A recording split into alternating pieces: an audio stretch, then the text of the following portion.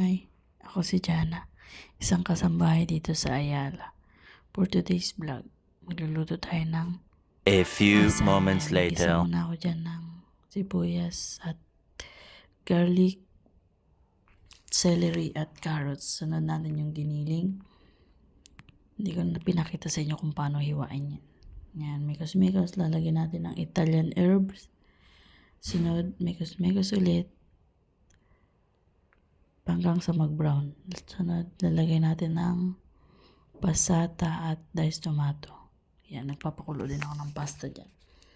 Ang susunod naman natin ay ang white sauce. Fast forward na lang tayo guys kasi para mabilisan tayo. Nagmelt na ako dyan ng butter. Sunod, nilagyan ko ng flour.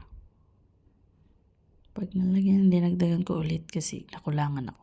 Sunod natin, lalagyan na natin ng milk. Yan, nakulangan pa rin ako dyan. Nilagyan ko pa ng madami para masarap. Yan, mikos-mikos. Pag na-mikos-mikos na natin yan, bago natin ilagay, kailangan kasi malapot yan. Bago natin lagyan ng cheese. Yan, nilagay ko na. Kita nyo? Mozzarella cheese. Oh yan. my God. And then, nutmeg and white pepper ang nilagay ko dun. So, yan. Because may nakulangan pa din ako dyan sa lapot. And then, nagdagan ko ulit ng mozzarella. And then, tapos na yan.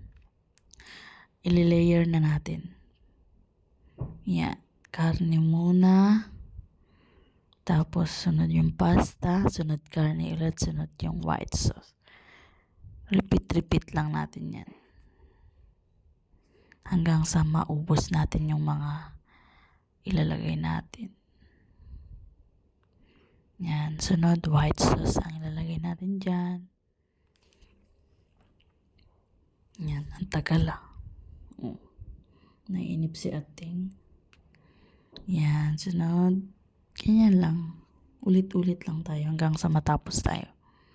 Pag natapos naman tayo dyan, yung pinakalas, lalagyan natin ng parmesan, yung pinaka ibabaw. Para maging maganda. Maging maganda. Yun talaga yun, guys. Joke.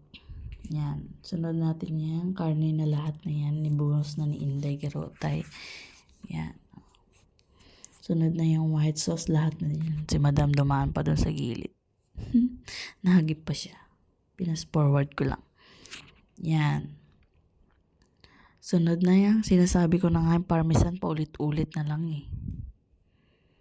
Yan, parmesan na yan. Lalagay na natin yan. Sunod, lalagay na natin yan sa oven. Nagpa-cute pa yun si Inday dyan. After 30 minutes, luto na. Yan.